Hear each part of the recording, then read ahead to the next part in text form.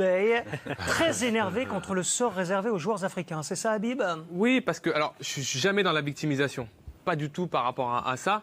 C'est juste que lorsque je vois ce classement, on se rend compte que ce qui se passe de la 5e à la 30e place n'a pas réellement d'intérêt et de valeur. Lorsque je vois que Sadio Mané, qui a quand même été assez éblouissant avec Liverpool l'année dernière. Vous l'auriez mis dans les 10?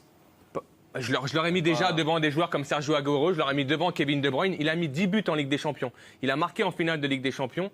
Il a été extraordinaire. Ça a été le deuxième meilleur joueur de Liverpool derrière Mohamed Salah. Lorsque je vois Mohamed Salah, par exemple, et que je le compare à Lionel Messi, sur la valeur intrinsèque, Lionel Messi est le meilleur joueur du monde, l'un des meilleurs joueurs du monde.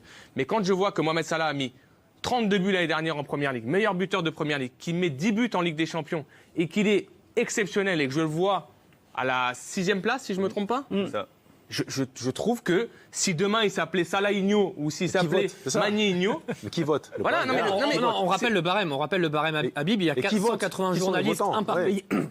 Pardon, 180 journalistes, un par pays, qui ont voté. Le barème, ils votaient à chaque fois pour leur top 5, avec 6 points pour le premier, 4 pour le deuxième, 3 pour le troisième, 2 pour le quatrième et 1 pour le dernier. C'est comme ça ensuite qu'on accumule les points. Comme le disait Didier, c'est très subjectif. On en revient toujours au même problème, les critères. Voilà. Les critères, c'est quoi les critères? Ça part dans tous les sens. Vous pouvez faire ce que vous voulez avec ce vote. Donc il y a souvent eu un manque de reconnaissance, il faut le dire. Et j'appuie sur quelque chose qu'on en a parlé, mais rappelez-vous de Samuel Eto'o, qui ne gagne pas le Ballon d'or alors qu'il avait fait une saison extraordinaire. Premier Ballon d'or en 95, c'est arrivé. On a ouvert. Mais rappelez-vous aussi du classement d'un Drogba, par exemple, d'un Yaya Touré. Là, je vois le classement de Sadio Mané par rapport à sa saison. Pour quelle raison, d'après vous? Je pense qu'il y a un manque de reconnaissance. Puisqu'ils ne brillent pas avec leur sélection, c'est difficile pour eux de briller avec leur sélection. Peut-être qu'il manque justement d'aura par rapport à ce niveau international. Pour le coup, Salah aurait pu espérer mieux s'il avait été en meilleure forme, je pense, parce qu'il est allé à la Coupe du Monde, j'allais dire, pas sur une jambe, mais sur un bras.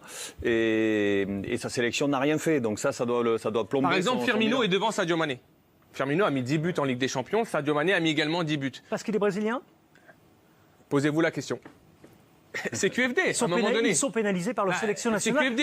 Est-ce que Firmino a fait une bonne Coupe du Monde? Il n'était pas titulaire. Non. Sergio Aguero est devant Sadio Mané. Sergio Aguero était sur le banc de l'Argentine. Sergio Aguero s'est arrêté quand? En Ligue des Champions.